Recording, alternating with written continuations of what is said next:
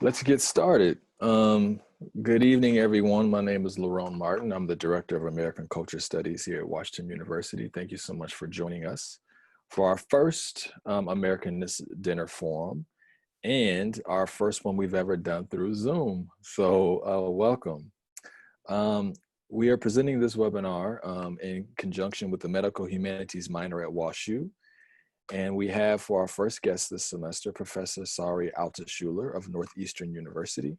And she will present her work on the talk will be entitled After the Outbreak, Narrative, Infrastructure, and Pandemic Time, which examines COVID-19 and considers what we might learn from people who lived with truly global pandemics of this sort in the past.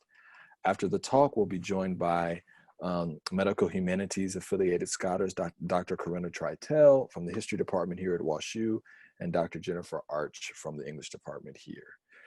So a little bit about our speaker today.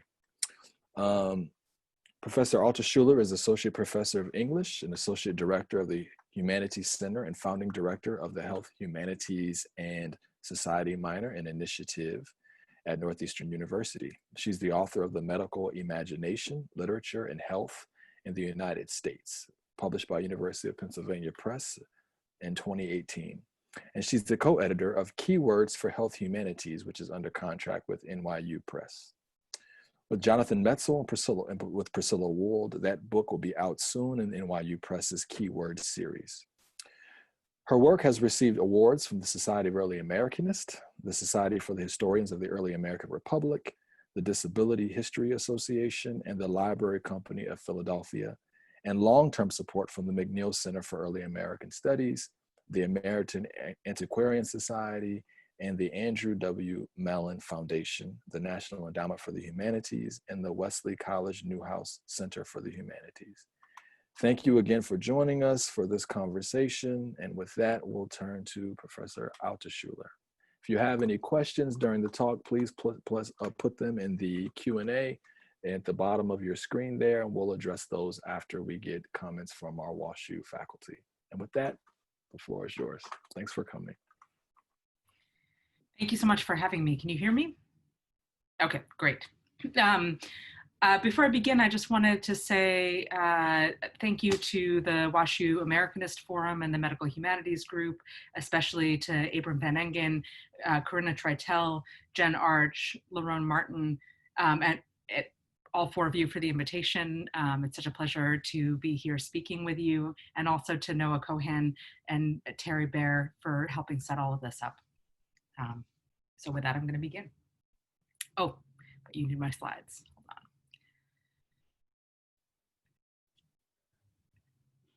All right.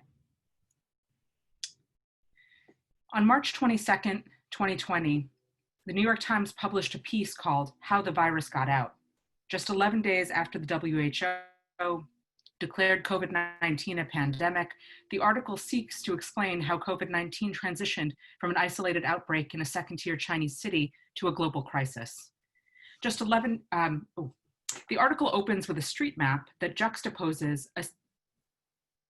a seafood market and a train station.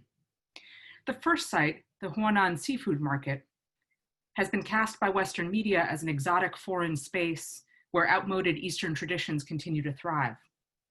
As anthropologists Christos Linteris and Lyle Fernley explain, Western media depicts wet markets as chaotic versions of Oriental bazaars, lawless areas where animals that should not be eaten are sold as food. Texas Senator John Cornyn drew on a debunked story about a woman eating bat soup in mid-March, declaring, quote, China is to blame because of the culture where people eat bats and snakes and dogs and things like that, end quote. The second site is the Hangzhou train station, an emblem of modernity. Hangzhou serves trains that travel up to 350 kilometers an hour and connects Wuhan to other major hubs like Shanghai, moving up to 300,000 people a day. The Times article faithfully reproduces the first stages of the outbreak narrative. This very familiar and highly formulaic genre, identified by Priscilla Wald, has shaped the way we have understood such global health events over the last century. The outbreak narrative invariably begins with people marked as quote unquote primitive who are infected by a new disease. Nevertheless, quote, implicitly incorporated collectively as populations into the prehistory of humanity, they are made expendable, end quote. The problem of such diseases is, quote, less in their novelty than in their familiarity, as one among many frightening new maladies awaiting imminent release into the circuits of global infrastructure, end quote. The outbreak narrative concludes when scientists contain the threat. Ali Khan, former CDC Director of Public Health Preparedness, describes this plot as his work. He learns of an outbreak, goes somewhere exotic, watches the disease spread, locates the source, and contains it. So, quote, so often in matters of public health, Khan opines, once you've isolated the problem, the solution comes down to a rather simple intervention, end quote. But this last step, simple as we are promised it so often is, keeps not happening in the US. This is what it feels like, or especially in the US, this is what it feels like to live after the outbreak, that is in pandemic time. What makes the Times article so interesting is that it invests heavily in a familiar plot line it cannot conclude. Likely when the authors began, that conclusion seemed clear, but by March 22nd, they could no longer say so. This unfinished sense echoes the experience of people around the world in the weeks that followed, especially in the US, where COVID has been so poorly contained. Americans would wake up every day expecting a miraculous conclusion, and every day be shocked by mounting losses we nonetheless knew to expect, and by the inability of health professionals to stop them. Each day we expected medical containment and catharsis, even though we knew definitively it was not coming soon. We have, of course, experienced the outbreak narrative's thrill of fear before, but the pandemics that have followed until this event have been figured as happening somewhere else to someone else or in a manner quickly contained, not coming close enough to completely upend American life. The outbreak narrative's linear plot is directly harmful in a pandemic. It suspends its adherents in the helpless position of expecting a cure that isn't coming and renews the trauma of predictable but still unbelievable daily death counts. A mid-pandemic near future in those first weeks was unimaginable. The second reason the outbreak narrative has served us so poorly is that it imagines the outbreak's origin as pre-modern and thus cannot account for the modern infrastructural causes of pandemics in global networks of capitalism. In networks of global capitalism. In that narrative, the train station is the site of modern infrastructure infected by the wet market's viruses, a local pre-modern vestige. But this logic fails on closer examination. The market itself is a modern infrastructural node. We have long known that the combination of big agriculture, transportation innovations, and global commerce would result in pandemics. Commercial farming has edged China's small farmers out of pork and poultry, pushing them toward more lucrative wild animals and less desirable lands by the forest's edge, where bats and the viruses that infect them live. These risks are not secondary effects. Rather, factory farms are primary sites for outbreaks. Summarizing modern epidemiological understanding, Jonathan Safran Foer and Aaron Gross explain, quote, commercial poultry operations appear to be the Silicon Valley of viral development, end quote. Moreover, Wuhan is, quote, caught up in the latest stage of globalization, writes Andrew Liu for N+1. Quote, the culprit here is not the unique circumstances of a particular place, but the now extensive commercial connections that bring ever more of these kinds of places together, end quote. How the virus got out unwittingly suggests this. The article proceeds through progressively expanding maps from the Wuhan streets across the globe. The maps grow increasingly abstract, with places eventually represented only by names in maps that echo the transportation through which the pandemic, in fact, unfolded. The rectilinear maps also offer a certain representational logic. Lines extend with time, tracing the linearity of the outbreak narrative, but without effective containment or cure, they do not end. In a pandemic, the seemingly endless extension of outbreaks underscores the devastating effects of infrastructure's own unchecked proliferation under global capitalism. At some point, we will have better treatment, a vaccine. Nevertheless, this talk will dwell in that suspended time of narrative failure, especially in the weeks immediately following the WHO's pandemic declaration, when we began grasping after alternative narratives better suited to pandemic time. When we begin, it will be harder, much harder, to preserve this rich but untidy muddle when we know how the story ends. Nevertheless, our more hegemonic narratives, like the Outbreak narrative, foreclose and obscure so much that life mid-pandemic can help us see, especially about how best to account for the causes and conditions of life within an ongoing public health crisis. This talk begins by examining the proliferation and narrative failure about during the COVID-19 pandemic in the United States. Key to that failure is a difficulty narrating the infrastructural causes of pandemics, one that has its roots in the 19th century origins of modern global health.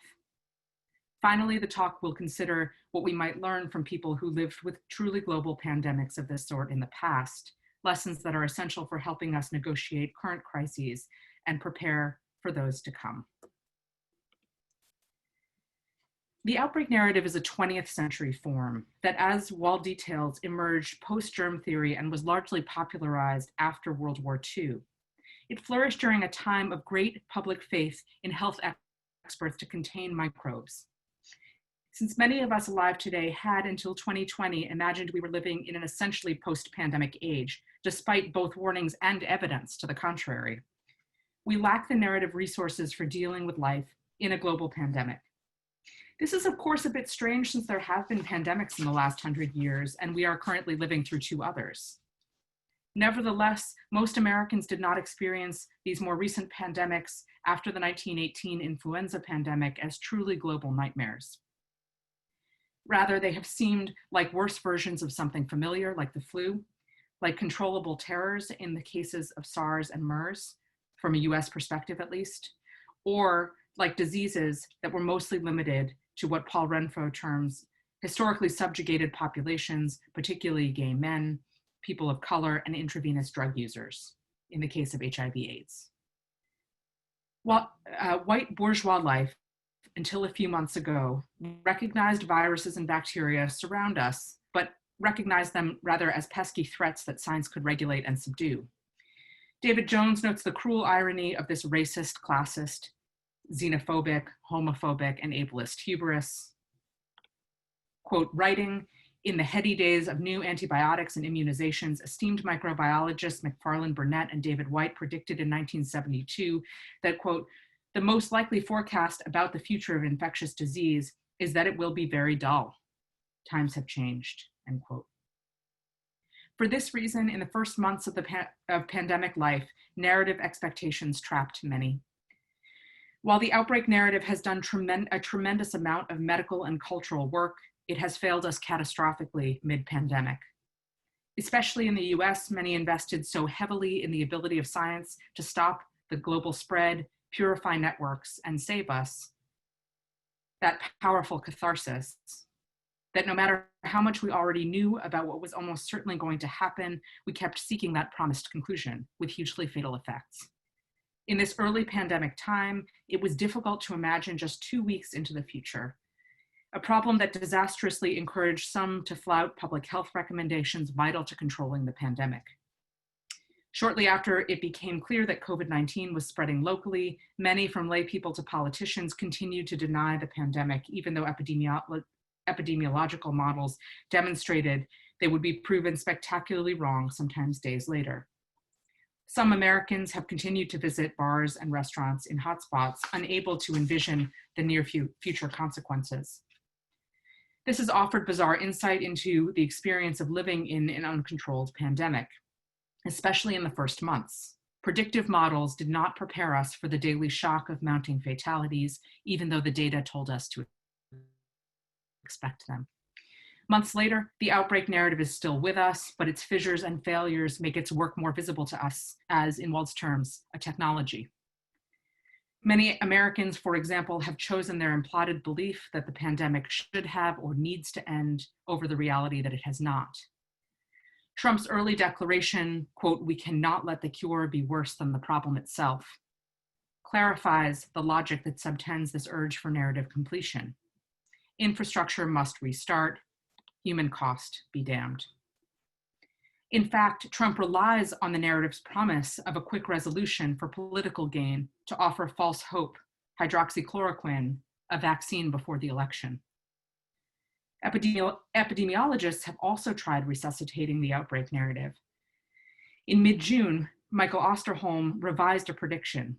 COVID-19 would not arrive in waves, but as a forest fire, returning to an earlier stage, or attempting to return to an earlier stage of the outbreak narrative to renew Americans' sense of drama and personal responsibility. This move was unsurprisingly ineffective. The outbreak narrative's power lies in its first call to alarm. Repetition undermines its efficacy. When dominant narratives fail, others emerge. Revealing other imaginaries were always available.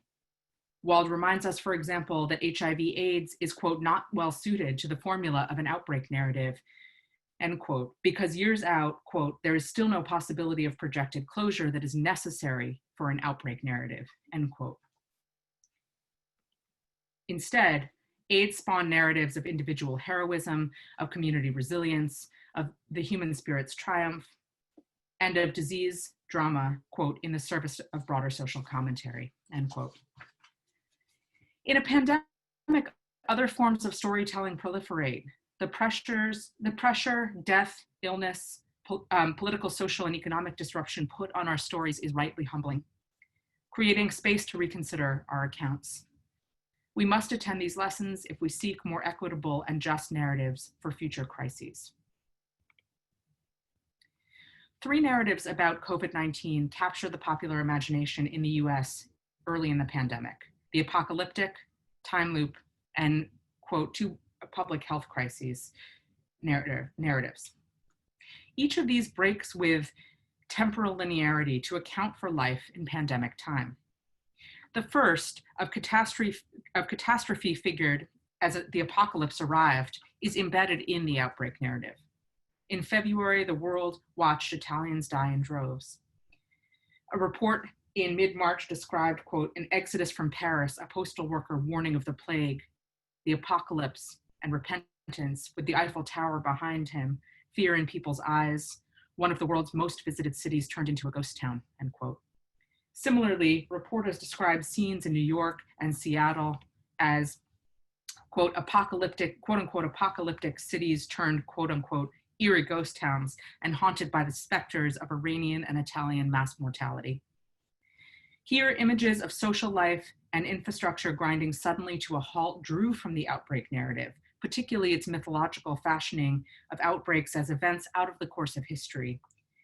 But because COVID-19 lacked clear resolution, they conveyed a sense of narrative abruptly ended mid-plot.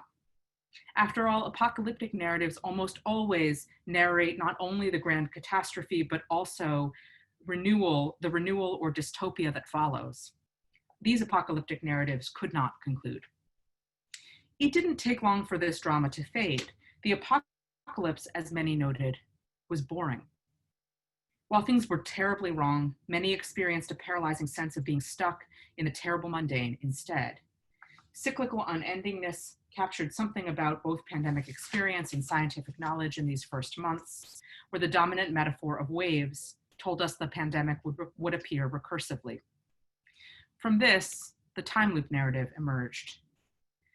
In popular media, first-person accounts and warnings from top epidemiologists, writers in March and April likened the experience not to the movie Outbreak, but to Groundhog Day. Groundhog Day was the ultimate quarantine movie. Esquire advised, quote, how to avoid Groundhog Day during social distancing. One lawyer narrated his 12-day affliction with COVID-19 in terms of the movie. Quote, literally it was Groundhog Day. I would wake up and think, oh, I must have a mild version, I feel better. And by noon I was back in bed, end quote. Even epidemiologists describe medical advances as stalled in this way. Quote, it's Groundhog Day all the time now, opined Harvard epidemiologist Michael Mina about the repeated setbacks in serology testing. If the outbreak narrative anticipates linear progression and the apocalyptic narrative offered an abrupt break offers an abrupt break followed by a time after, the time loop narrates the present, repeated endlessly. Unlike the grandeur of myth in which the first two engage, the time loop, especially in the case of Groundhog Day, narrows its scale to the quotidian. Groundhog Day follows one man who spends 33 years stuck reliving the same day. The movie became a touchstone because, unlike more recent time loops like Russian Doll, it offers a surprising narrative of progress. Groundhog Day promises the sort of comfort the Outbreak narrative should have delivered, but has not. Murray's character learns to embrace recursion, growing as a person and finding virtue and happiness, which presumably is what restarts his calendar. This time loop captured something central about the experience of American life in March and April, but from the beginning it was ill-equipped to offer long-term narrative solutions. A pair of Jeep ads demonstrates the problem. The car company aired its original ad, Groundhog Day, on February 2nd. In this ad, Murray revels in his time loop because Jeep makes endless adventure possible. Within weeks, this ad became uncannily haunting. In April, Jeep released a new ad called Same Day that began by flashing the words, quote, "We understand that every day is starting to feel the same," before cutting to a familiar scene. Unlike the original ad, Murray's eyes shoot open in panic. Once more, he's stuck. The ad cuts back. "Stay home, stay healthy." A Jeep energetically summits a dirt road in the generic West. Quote, "When this is all over, the trails will be waiting," end quote. Here we can see the relationship between genre, infrastructure, and time more clearly, as well as the time loop's narrative failure. The final shot invokes various American fantasies, especially the 18th and 19th century frontier fantasy about renewal and health through westward movement into open land, quote unquote open land, and the mid-20th century fantasy of automotive escape from urban interconnectedness. This healthy future can only be pictured as severed from people and the networks of infrastructure that join them. But it is also a future only imaginable as the past. This is also how Groundhog Day itself works. Realizing it's finally February 3rd, Murray suggests that he and his boss lover eschew the highway back to their city lives and retreat into a small town 50s style marriage. This logic is barely sustainable even in the movie, which winks at its own absurdity. After a long kiss, Murray adds, "We'll rent a start." Black communities provided a third crucial narrative for understanding the recursiveness of pandemic time, that of two public health crises. Charles Blow anticipated this in mid-March. Quote, "My ancestors survived the Middle Passage, over months of being trapped, chained in the belly of a boat, unable even to sit up, not seeing daylight for days, some choking on their own vomit," he tweeted. "Asking me to stay in my house and gorge on snack food and binge Netflix is nothing," end quote. Blow describes pandemic time's recursive nature, but with one key difference. His recursion operates on two levels, one that brings him back to opening credits, and a second, more sweeping recursion that returns to African American history's original trauma. His point in March was, when it seemed all might be equally affected, was that the former is far easier. Nevertheless, in the weeks that followed, COVID-19 exploited and was governmentally encouraged to exploit structural inequalities. Sociologist Sabrina Strings reframed Blow's recursion, insisting slavery, not obesity, was the medical risk factor increasing Black COVID death. Quote, "Slavery was when Americans determined Black Americans needed only the bare necessities," Springs explained in May. "It set in motion Black people's diminished access to healthy foods, safe working conditions, medical treatment, and a host of other social inequities that negatively impact health," end quote. Writing in early May, and this is a quote from something that I think will actually be out on Monday, Jennifer James described Black COVID experience as one of quote unquote racial dread. Unlike the novelty of white COVID narratives, James wrote, quote, "Few of us have ever been mystified by this country's narrative inventions. Myths rarely held us in their thrall.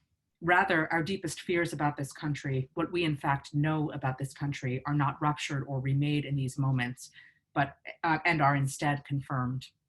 Whatever terror is unleashed in these moments of trauma, whatever damage is wrought, will be visited upon us disproportionately. So it is again, end quote. Highlighting racial dread's circularity, James continues, quote, "The before of national trauma, the nation's sense of itself prior to the event, stands in contradiction to the before attending the recitation of Black trauma. The before of endless racial tragedies complicates linear temporality," end quote. If the shock to the white national narrative of COVID-19 was that the outbreak narrative's linearity could not hold, this was no shock to Black communities who already experienced crises like COVID-19 as recursive. The return to other Black traumas where systemic oppression resulted in death was driven home by George Floyd's murder on May 25th.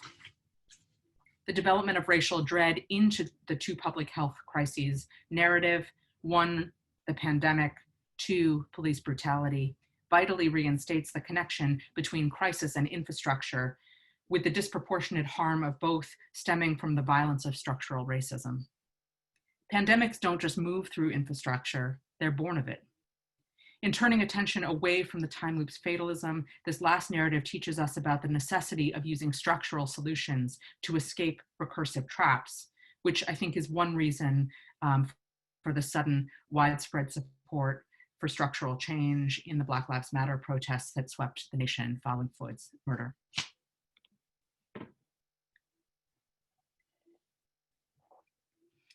How did infrastructural causes of pandemics become so divorced from the way that we represent them? The answer lies in global health's original myth, John Snow's 1854 cholera map. First, a little bit about cholera just to orient you. Cholera appeared in the West for the first time ever in 1830. It's a horrible disease that, and as with COVID-19, doctors originally disagreed about its fundamental features, what it was, how it was transmitted, what to do when people got sick. But cholera was far more devastating. An otherwise healthy individual might have stomach pains in the morning, suffer vomit and diarrhea by noon, turn blue at 3, and be dead by nightfall. This is a famous diptych from Venice. You can't quite see, but the woman has a sort of pinched blue face, probably right behind our faces. It killed half the people it infected. The story goes that Snow used a map to track down the source of cholera to a water pump during a raging outbreak in London, got local authorities to remove the pump handle, and garnered lasting scientific fame. Thus, in the words of former CDC Director of Public Health Preparedness, Ali Khan, quote, "Snow's study became the founding event of epidemiology," end quote. The myth is so powerful that it continues to provide a visual form and logic for contemporary global health, as we can see in how the virus got out. The similarities between these street maps are striking. Snow's map centers on the Broad Street pump, source of cholera. The Times map centers on the wet market, source of COVID. London authorities removed the pump handle, the outbreak subsided. This Wuhan map visually suggests a similar solution might have been possible. And I just want to note that you can see that even the streets are similarly angled in these two maps. But the Snow story has long been used to suggest something that isn't true, that Snow used the map to discover the London outbreak's source, isolate mode of transmission, and control cholera's spread. At best, Snow was confirming his theory, not generating it. At worst, his map was just an illustration. Despite a Lancet article detailing this story as myth 20 years ago, scientific celebrations of Snow's achievement continue unabated. And it's easy to see why. The map gives this appearance of scientific mastery. Positioning the viewer above the fray, it eliminates the uncertain hauntingness of pandemic experience. It also suggests that the problem is not infrastructure generally, but one isolated pump. Problem easily solved. In fact, cholera maps predated Snow's efforts by more than 20 years. And unlike Snow's maps, some actually suggested the connections between disease and the infrastructure of global capitalism. That a number were repurposed from infrastructure maps formally underscores this link. Cartographers had little choice. Mapmaking was still relatively expensive and time-consuming, and cholera moved very quickly. Thus, even as such maps sought to demonstrate comprehensive mastery over the disease, declaring where the disease was from and where the disease was and from where it came, they also unwittingly suggested the hauntedness of emerging networks of global capital. Cartographer Henry Schenck Tanner fought precisely this feature with his 1832 cholera map. Battling existing maps that he claimed were misleading, Tanner aimed at providing definitive and comprehensive knowledge using maps and statistics. He traced paths of transmission. He resisted tracing paths of transmission, which he explained propagated, quote, that common and absurd mode of delineating by definite lines the exact route of the pestilence from place to place, end quote. Tanner's work thus anticipates an argument that would become central to the outbreak narrative, that infrastructure and the networks themselves could be separated from global health crises. That's what he's after, trying to separate the two. Tanner did not create a new map, but neither did he repurpose any of his infrastructure maps on which he had made his career. Instead, he used his 1823 World on the Mercator's projection, which was an odd choice since he had actually previously rejected the Mercator projection in his own research.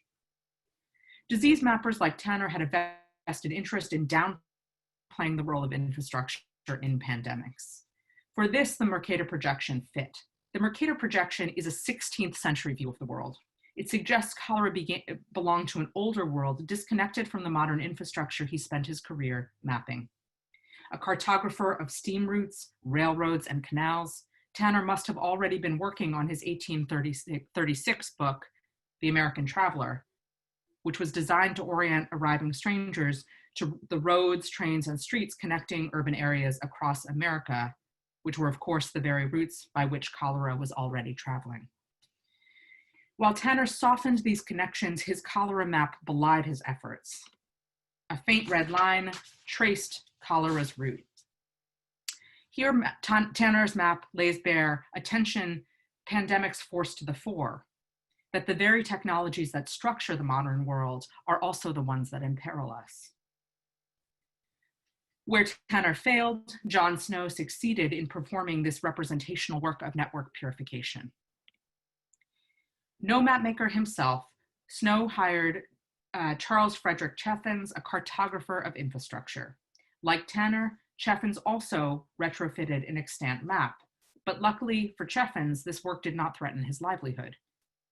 Snow had theorized, after all, that cholera was waterborne and transmitted through local pumps rather than the railroads that Cheffins mapped for a living. The simple efficacy with which this London map appeared to locate the specific site of diseased infrastructure and resolve the problem is the reason for its mythic status. Nevertheless, what the Tanner and Snow maps reveal is that this early global health thinking was not casually connected to infrastructural networks. Rather, epidemiological knowledge-making practices emerged from infrastructural ones. The map at the center of global health's founding myth thus did not neutrally dispense with the roots of pandemics in the infrastructure of global capitalism, but was fundamentally invested in that disavowal.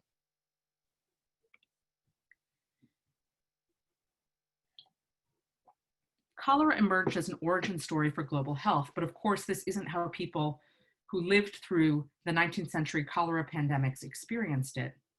In fact, Snow's story was not mythologized until the turn of the 20th century, when public health and epidemiology were organized as fields. In this final section, I want to return to the cholera pandemics to examine what the narrative forms that proliferated then might teach us about the connections between global health and infrastructure and how to live in pandemic time. As with COVID-19, understandings of cholera were far from uniform, but our modern global health orientation was first organized through the global cholera pandemics in a narrative form, in the Gothic as a narrative form. During the first global cholera pandemics, the swift and unprecedented global movement of microbes, changing social and demographic patterns, newly vibrant population discourse, and epistemological uncertainty in medicine articulated with and were articulated through the Gothic to form a new paradigm of global health. Its discursive driver was the population thinking of figures like Thomas Malthus. Its medical driver was emergent epidemiology, which is a word coined in 1802. And its social and material drivers were the dramatic upsurge of new infrastructure, fueled by urbanization, imperialism, transportation innovations, and capitalism. Gothic global health used Gothic tropes to take up global health problems because it best captured important aspects of living through an uncontrolled pandemic that baffled Western medicine. Cholera horrifyingly defamiliarized the familiar, suddenly and without warning. The Gothic, which undermines the aesthetic ideals of order and unity, was a relatively new and powerful form for representing this uncanny defamiliarization. Its tropes, which include haunted spaces, horror, uncanniness, intrusion of the past into the present, offered useful tools for understanding pandemic life. Furthermore, the Gothic's inherently recursive temporality as a form, in Teresa Gadou's words, haunted by history, made better sense of the experience of pandemic time. Many Gothic writers represented cholera as an older plague returned, hearkening back especially to the 14th century Black Death. Whereas the outbreak narrative anticipates a clear end, Gothic global health captured the cyclical temporality of pandemics. Cholera threatened to strike through invisible means, anywhere, anytime, repeatedly. Given that this is the first pandemic of this scale and kind in our lifetimes, it is unsurprising that Gothic global health has begun to creep back into popular understandings of the pandemic.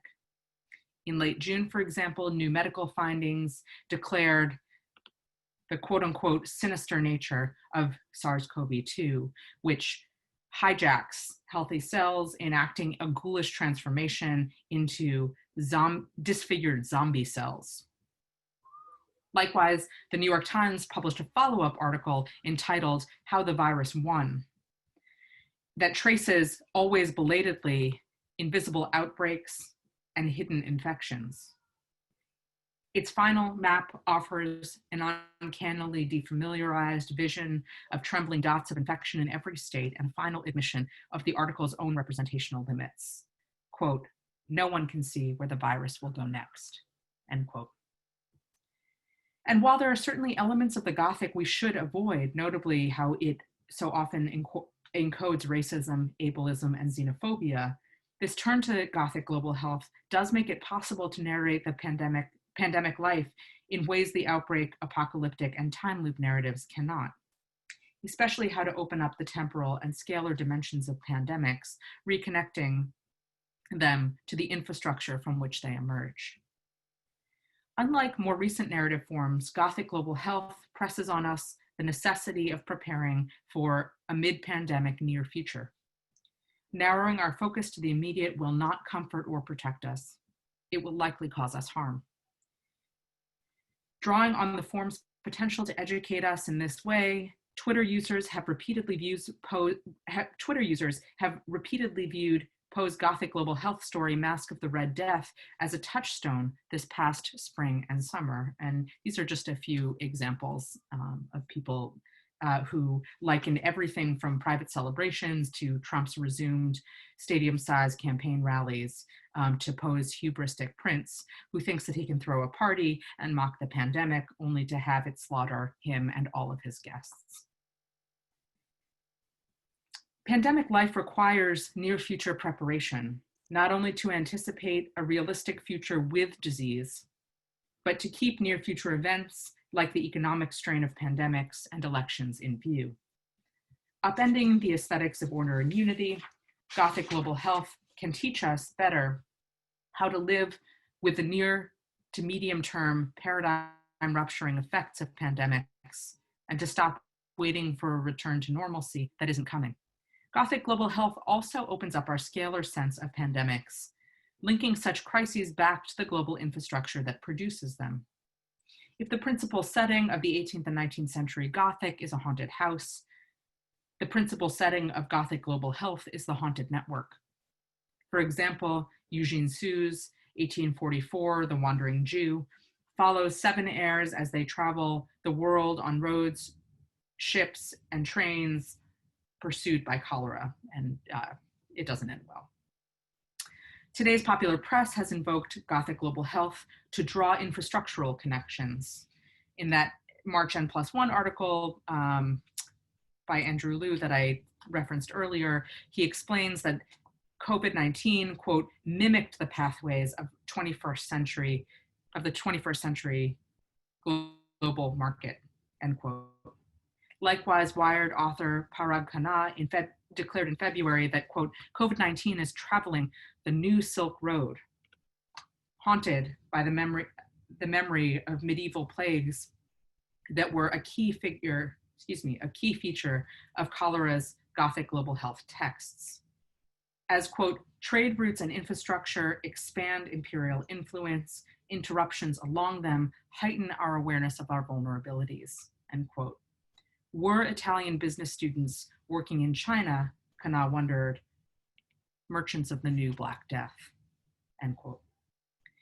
Devastatingly, many ignored the infrastructural roots of the pandemic. For example, the US president ordered meatpacking plants to remain open amid stay-at-home orders, quickly resulting in rampant infections. And of course, that is also likely a cynical strategic move. He wasn't just ignoring it, but in fact impelling the pandemic. Given the responsibility of commercial agriculture for the initial outbreak, this offered yet another flagrant illustration of a failure to envision either the roots of such disaster in infrastructure, what the future might hold, or of course, an attempt to actually propel more disease and destruction through infrastructure. Here, Black communities take on Gothic global health. Is again most instructive. Cholera's devastation did not spare Black communities, nor did its Gothic seeming effects. Like COVID-19, cholera disproportionately killed African Americans. Nevertheless, living through this terrifying collective devastation in the 1830s, Frederick Douglass saw cause for both horror and hope. Beginning with a Gothic scene, Douglass writes, quote, the insurrection of Nathaniel Turner had been quelled, but the alarm and terror had not subsided. The cholera was on its way. But then he pivots. The thought was present that God was angry with the white people because of their slaveholding wickedness, and therefore his judgments were abroad in the land. It was impossible for me not to hope much from the abolition movement when I saw it supported by the Almighty and armed with death, end quote. James Williams and Martin Delany likewise rooted cholera in the infrastructure of American slavery. In his novel Blake, Delany, who himself performed heroic medical work treating cholera, used the model of infectious disease to show how to foment revolution. For Delany, as for Douglass, the Gothic link between American infrastructure and the seeds of its pandemic destruction was certainly horrific, but the crisis presented the possibility of a different future. Here, the slave trade is the infrastructure of global capitalism on which American life is based, but in identifying slavery as the root cause of pandemic life, Douglass and Delany present a powerful accounting with a mandate for social action and infrastructural reimagining. What would it look like if we made their narratives the origin for global health instead? The outbreak narrative is manifestly failing us. For populations it already marked as expendable, it held little promise to begin with. As we seek new narratives, we have a responsibility not only to find genres that accord with the experience of pandemic life, but narrative roots that seek repair amid destabilizing devastation. With millions taking to the street worldwide in months, I hope this may already be possible. Thanks. Thank you. That was absolutely wonderful, wonderful, wonderful. I really look forward to the conversation, and I think those of you who joined us will see that the scholars we have here to lead us in our conversation are absolutely perfect and wonderful to do so. So I'll start with Professor Jennifer Arch, who is a senior lecturer in English here at Washington University. And she is the author of a number of pieces, including Cuban Epidemic Optic Neuropathy, and Jose Samanga's novel Blindness, and she is a scholar here at WashU who teaches courses in the English department, including literature and medicine, and most recently is teaching a course called World Without Time, Literature of Pandemic Disease, and we are excited to hear from her. So, and then we'll hear from Professor Corinna Treitel, who is perfectly suited to respond to this lecture, as she is the director of the Medical Humanities minor here at Washington University. And she is the author of two books, A Science for the Soul, Occultism and the Genesis of the German Modern, which was published by Johns Hopkins University Press in 2004. Her second book is Eating Nature in Modern Germany, Food, Agriculture, and Environment. And that was published by Cambridge University Press in 2017. And she's working on a third book called Gesundheit, and I was excited to say that, Practicing German Health 1750 to 2000. And we look forward to having both of those folks respond to the lecture, and then we'll turn to the Q&A.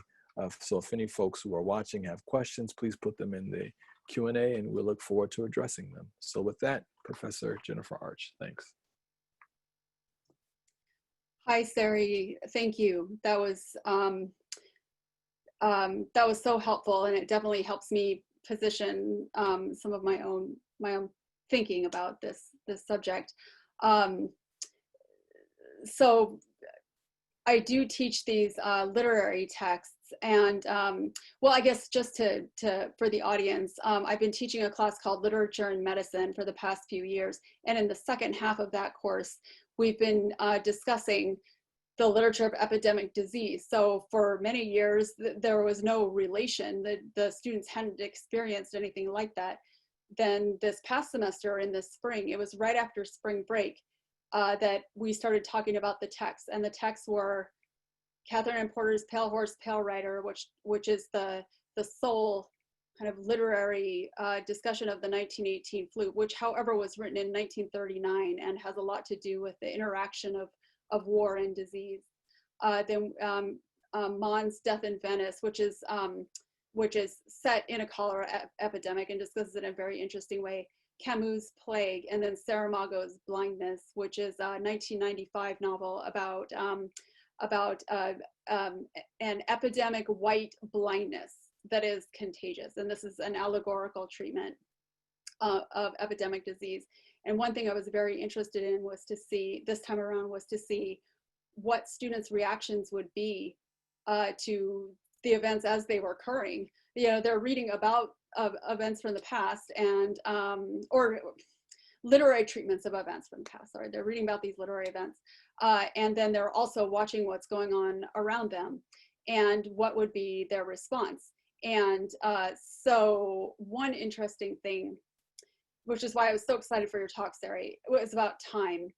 And it's about what time is like when you can't experience a future.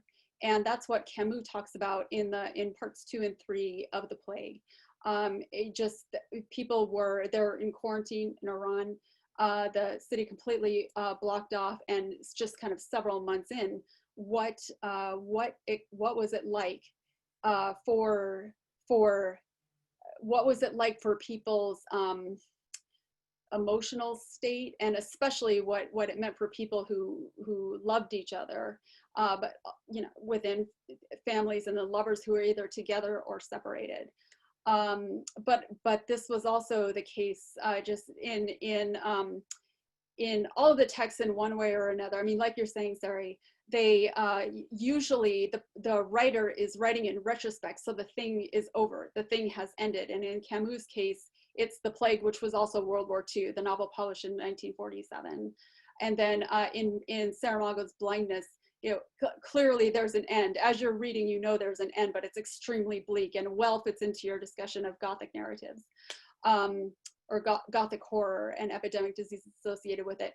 One text that sort of interestingly is set in pandemic time is Chaucer's Pardoner's Tale. Kind of, it's set within it a little bit. So anyway, what they learn, what pandemic time gives the characters in these literary works, and I'll mention Defoe as well. Defoe's Journal of the Plague Year, which I make students read, and they're not too happy about it. But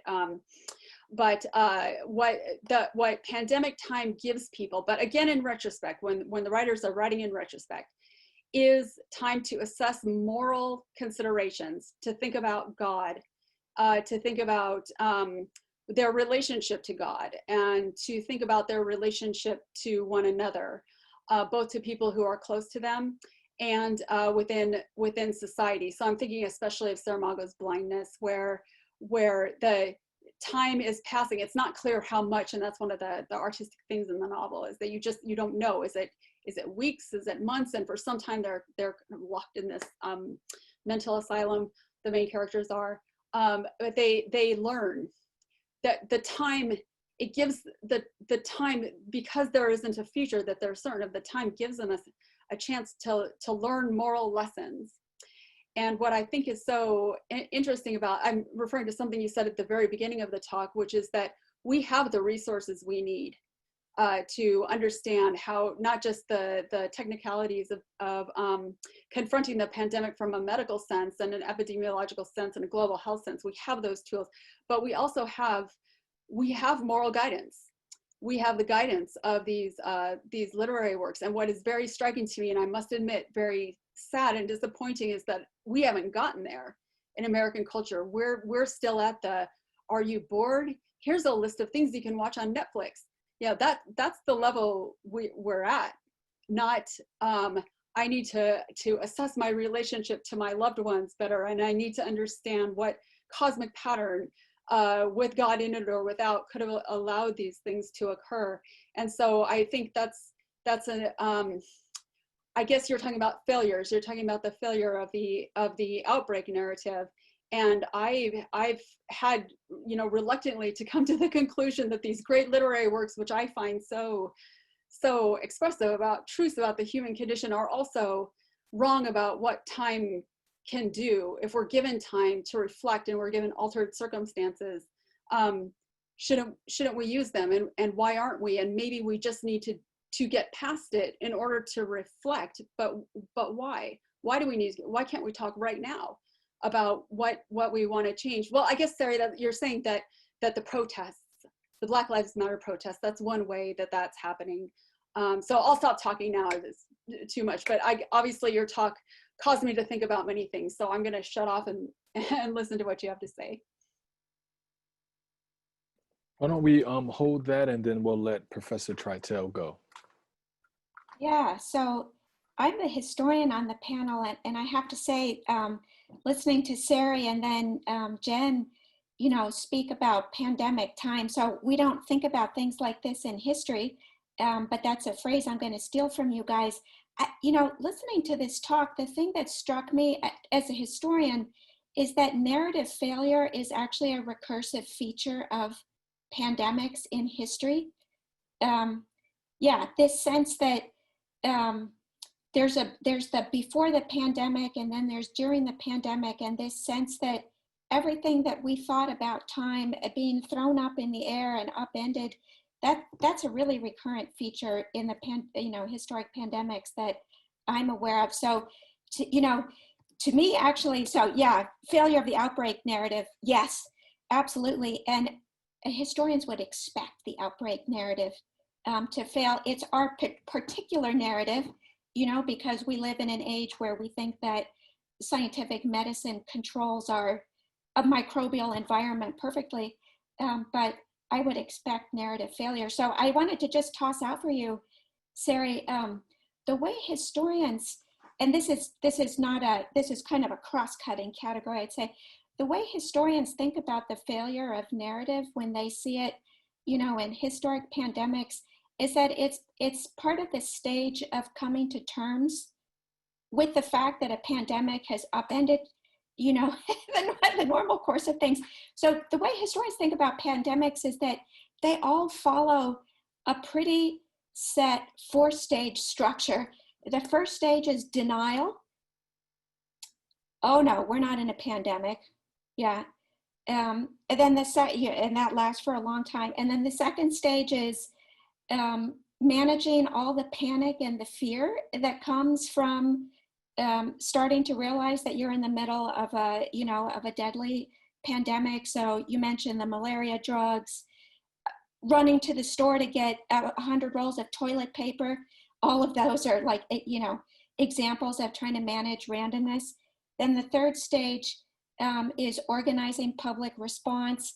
In the past, that would have been, including in the cholera pandemics, organizing mass prayer vigils, you know, beseeching God in these big assemblies, racing for the vaccine. They're all examples of the same, you know, that same stage. And then finally, you know, the one thing I think historians can say is that all these narratives that proliferate during pandemics, and, you know, I love the way you laid out all these different narratives that proliferate in the wake of failure. They always end, you know, human beings always survive. Now, a lot of people die, but, you know, as a group, we do survive these pandemics. And, you know, I was telling students, I don't know how this pandemic, how this one is going to end, but in the past, they've always ended with a whimper. It's like you forgot, you know, that it was this bad. And it kind of sneaks away, you know, so they arrive, you know, with this big bang after you get through the denial stage, and then they just kind of slink away. So anyway, Sari, I'm just, you know, sharing that. I'm totally with you on the narrative. And then the kind of historians piece to add to it is just that for historians, the narrative failure is part of the 4 stages, you know, of the way pandemics work.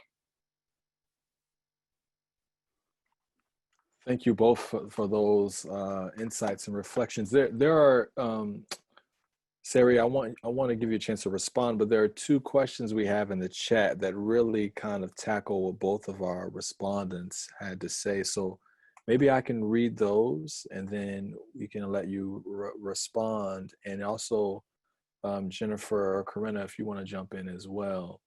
So the first question is, can you address the pandemic? And this is even to Corinna's last point. Can you address the pandemic as a generational defining moment for someone coming of age, say, parentheses 21, during the pandemic? In other words, can we draw from the effects of the 1918 pandemic and how broadly the trajectory of today's generation, 21-year-olds, young adults, and how might they be affected? Does history give us any tools to think about how folks of the young adult age will be affected? So this points to Jennifer's question, or even as she's talking to young adults, that now reading about pandemics is real for them in her class, and Corinna's question about when they go out of the way, when pandemics end, they go out with a whimper. But how does that affect young adults, if history can tell us anything or a narrative about that?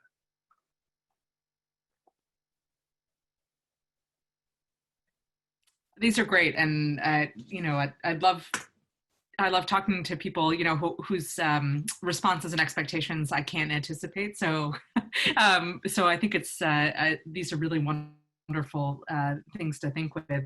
I mean, I think I want to start with Corinna's point because I take your point, and I think, and of course, that is how historians kind of think about pandemics.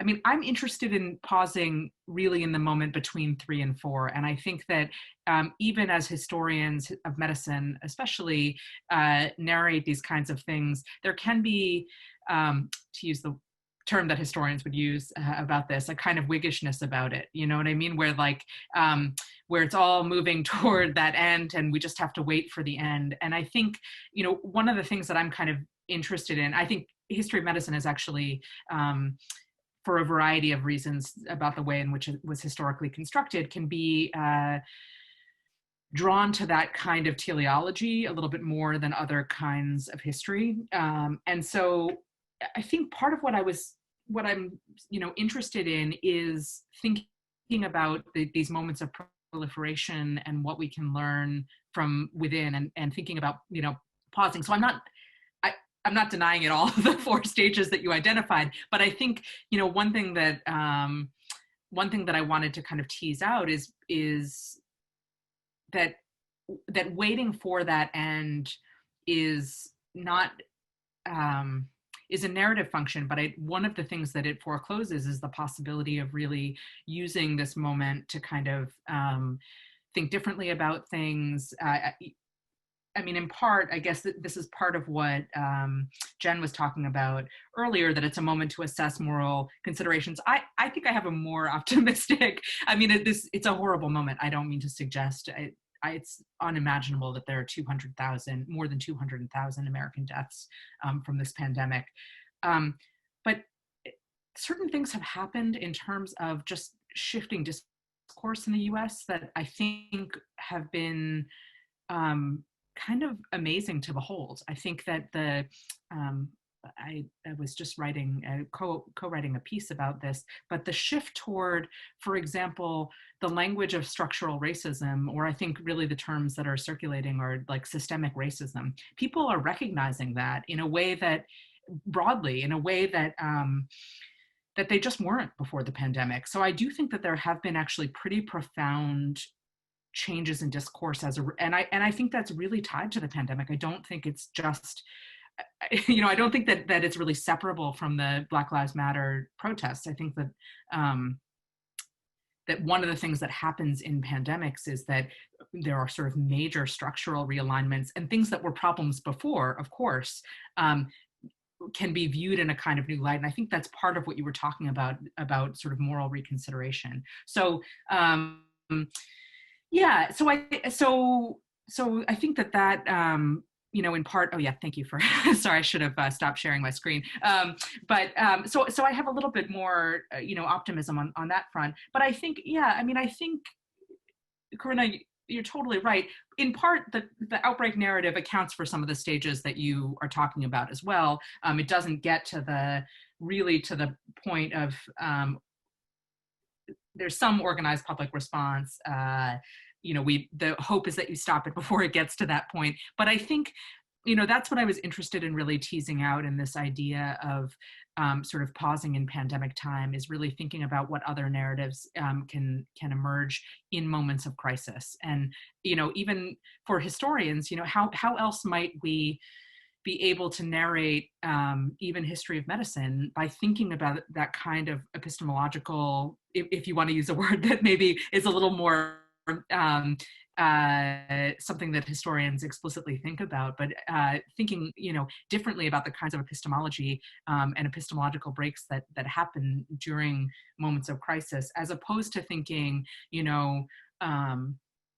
as, for example, in his wonderful book, The Cholera Years, as Charles Rosenberg writes, basically what happens during cholera is that American medicine moves from being rationalist, which is to say a kind of medical philosophy, to empiricist. Suddenly it really matters that, people prove things based on statistics and observable, quantitative data. So that's a shift that he notes as being part of what happens across the cholera pandemics. But a lot happens that he's narrating in that case more than more than a 30-year time span from the 1830s to the 1860s. And a lot of stuff happens in the US in the meantime that's actually extremely messy. So I think part of this was just I'm trying to like kind of get down and dirty with the messiness of it. I really, that there is narrative rupture, but I'm also interested in thinking about like, what does the narrative proliferation look like? What kinds of tools does it make possible? So yeah, I hope that yeah.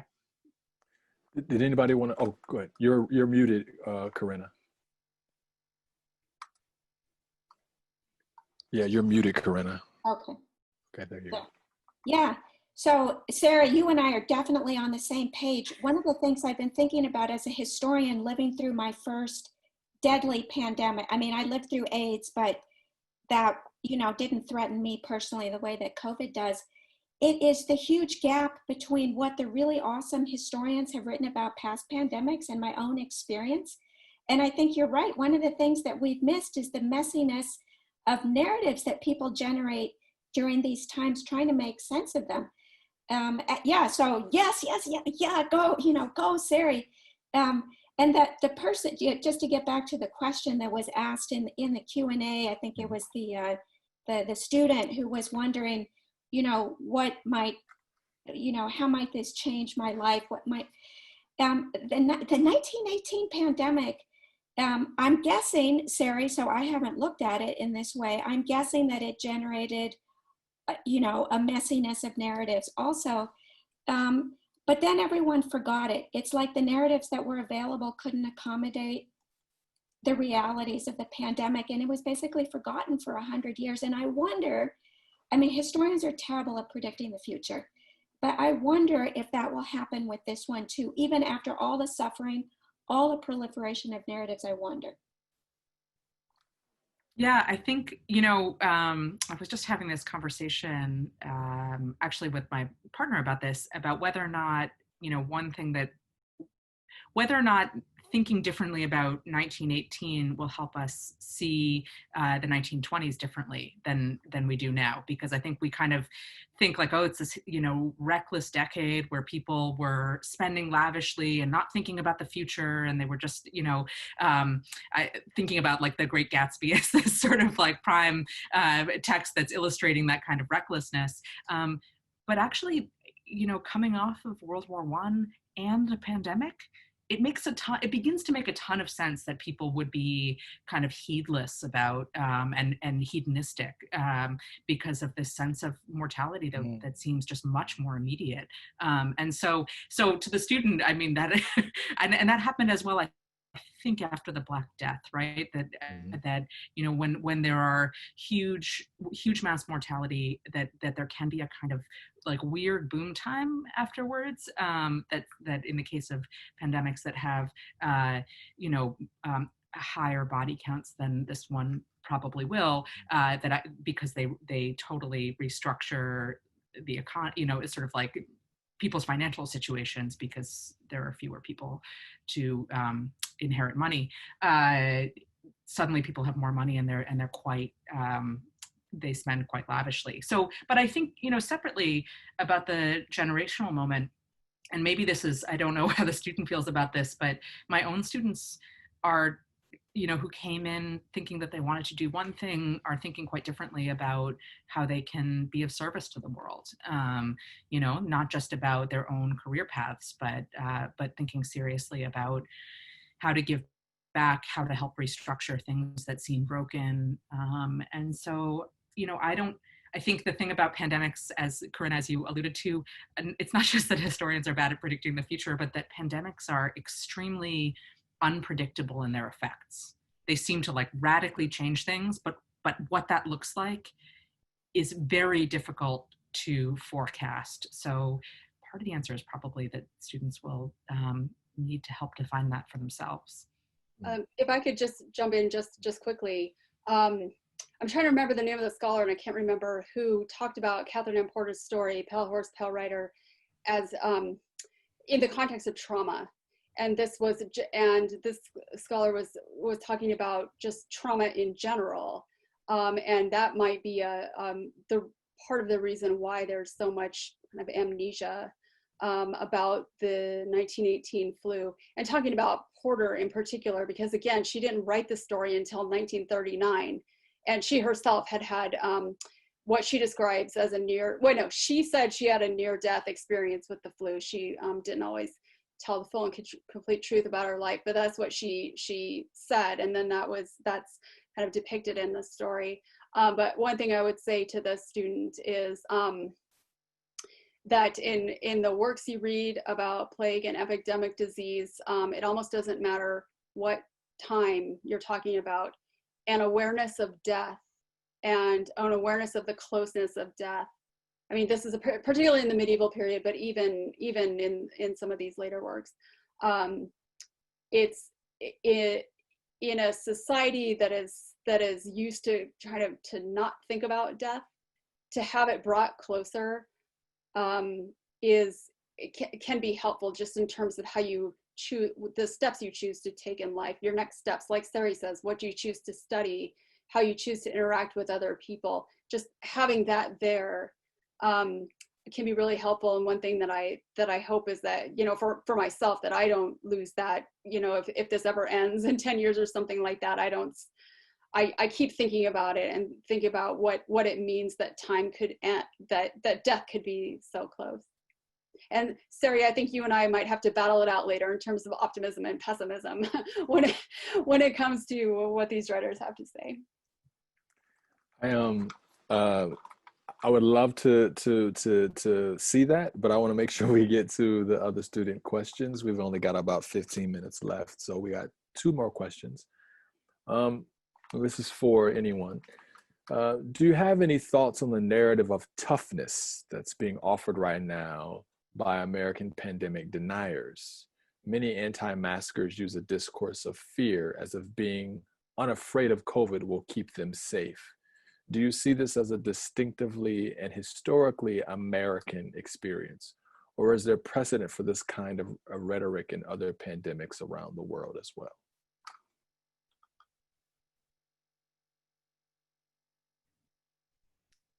I mean, I can just briefly say, I mean, I kind of see that as a return to the outbreak narrative, which really casts a kind of heroic, the idea is that you're sort of heroic in the face of the outbreak, but it's a weird perversion of it, so that suddenly that heroism is being adopted by individuals who are, I mean, I haven't really thought seriously about this, so this is my sort of off the cuff thought about it, but also, you know, in general, yeah, I think there is something about our contemporary moment where rhetorics about, I don't know, it seems like science versus toxic masculinity, you know, it just is really this sense that that toxic masculinity is more important than anything else. And in any situation, if you're just to, you know, show up and, you know, are a bully about stuff,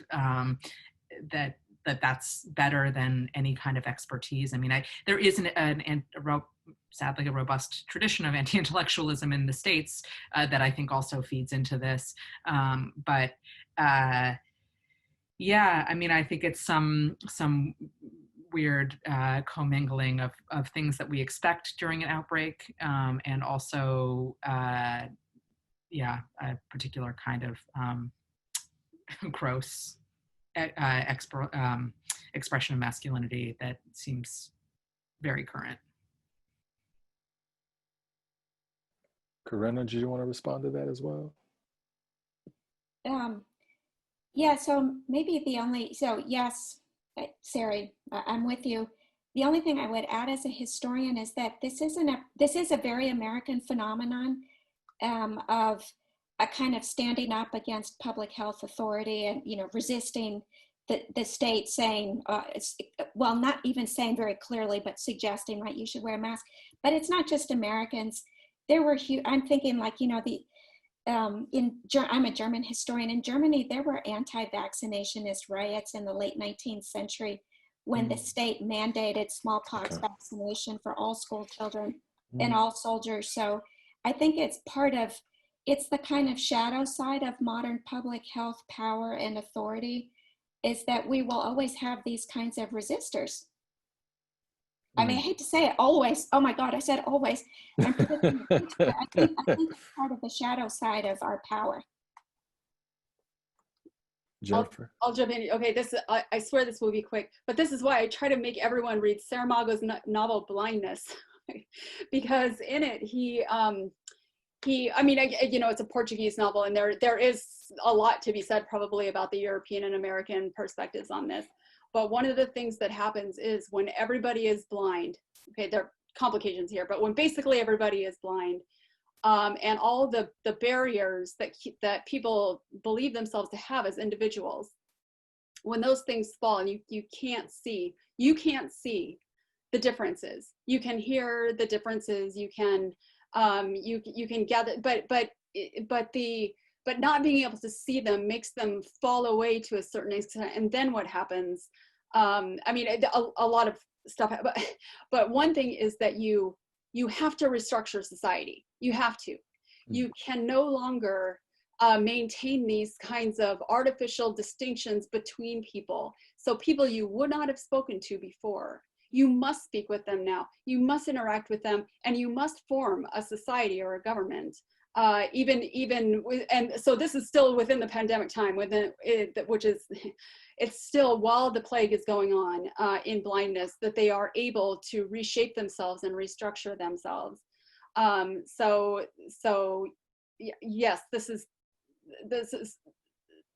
about the manliness, the toughness, the individual, I alone can withstand this. And I think just maybe even 20 pages of blindness will at least make not you the questioner, make just people in general think about how difficult it is to maintain that in dire situations. Okay, I'm stopping now. We have one more question. This is from maybe someone you know, Sari, Chris Ing. Thanks for your rich talk, Sari. We went to grad school together, so it's nice to see you, Chris. Good. So Chris wants to know, he said, thanks for your talk, and he wants to know, I'm wondering if you might talk through the relationship between pandemic and endemic time. It strikes me that just as the outbreak narrative fails to account for the role of infrastructure as in exasperating a pandemic, the pandemic seems to lay bare various structural issues that are more endemic. Yeah, I think that's a great question, and I think it really depends on what it is that you're talking about. I think even in a pandemic, even when you are sort of experiencing the recursiveness of the pandemic, it's still a crisis moment, and obviously things that are endemic may be really awful, but the expectation with things that are endemic is that they are kind of here to stay.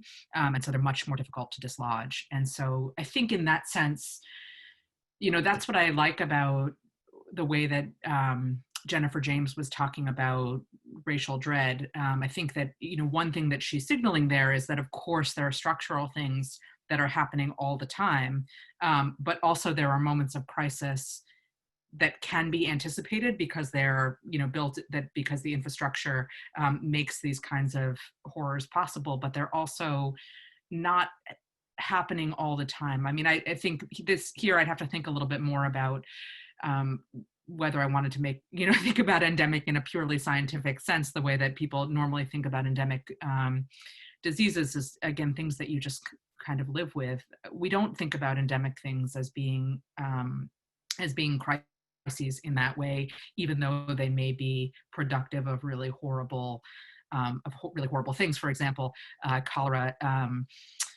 Cholera was endemic in the Indian subcontinent, had been, but it wasn't really the same kind of global horror until it sort of created a crisis elsewhere. And so I don't know. I mean, we have diseases obviously that are endemic. One, you may remember that early in the pandemic, before we knew that much about COVID-19, and this may still be the case, people were talking about how we might just have like cold, flu, and COVID-19 season. And so that was a prediction that said, basically, if we don't get this under control, it's going to become endemic. So yeah, I mean, I think here, I guess what I would say is that the pandemic retains a sense of crisis, whereas the endemic is harder to dislodge because it becomes something that, no matter how horrible, is still part of the expected.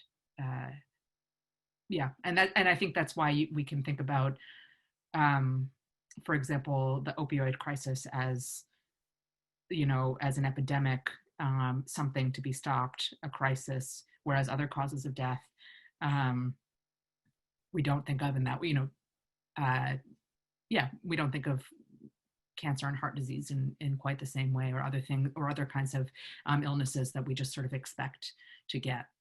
I don't know, but maybe one of the other panelists has thought more about this distinction and has other things to say.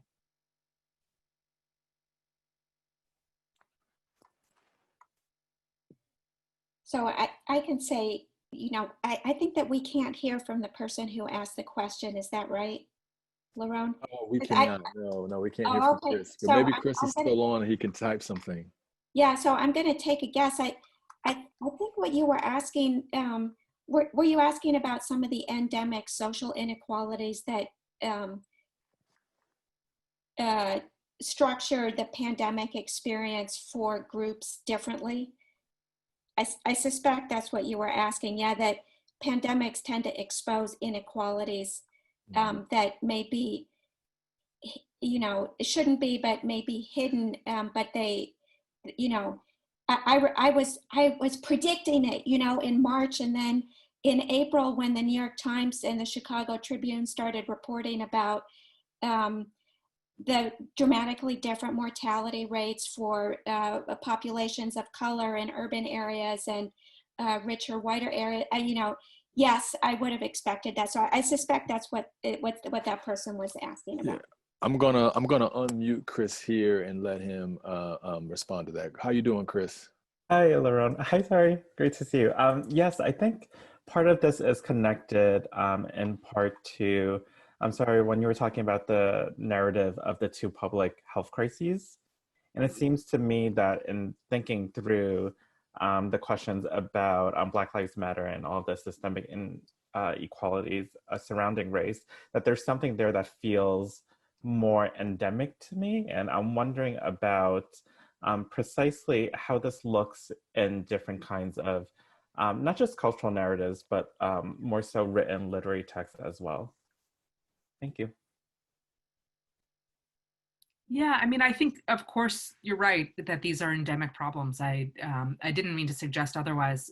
I think that that sometimes the marshaling of terms like pandemic, that part of the work there is to foreground them as crises that need solving.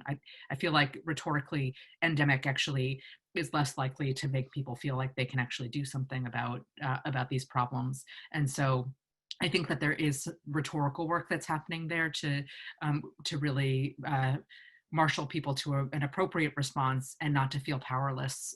When we talk about endemic diseases, often I think it's like, that's just something you live with, it's horrible, but it's there. It's like, I wish we hadn't let it get there, but it's there now, or it has always been there. And so we just live with it. And so I think that some of the differences there in marshaling two public health crises is to say, this is also a pandemic, not endemic specifically so that people feel like they can actually change something. But I agree with you that these are endemic problems. As far as specific literary texts, maybe Angels in America as a text that is really talking about as far as sort of like the deeply rooted homophobia in the novel, in the character of, it's been a little bit since I've read it, but from what I remember, in the character of Roy Cohn, there are structural problems that clearly undergird the AIDS pandemic that Kushner's describing, but I think they're brought out differently, as Corinna was saying, because of the pandemic. And I think, again, I guess I would push and say it's totally true that pandemics exploit structural inequalities. It's also true that they've been encouraged to exploit structural inequalities. And so that's part of the work that the Outbreak narrative does, is to say certain lives don't really matter. And in that sense, more people in those categories are at risk. But it's also true that sometimes people are not just kind of casually at risk, but actually explicitly at risk, because that's sort of the point of particularly horrible policies. And with that, on that hopeful note, I was trying to be more optimistic. No.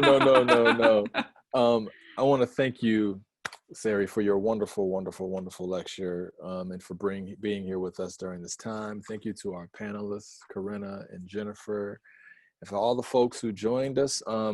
Thank you for joining us for our first, but certainly not our last, Americanist Zoom event. We'll be having another one at the end of the month, looking at rhetoric and celebrity as we get ready for the election. Fingers crossed about a safe election. So we want to thank you all again for joining us for this wonderful time, and we'll hopefully see you folks at our next event. So thank you. Thank you so much. Have a good evening. Thank you again. Thank you, Sari.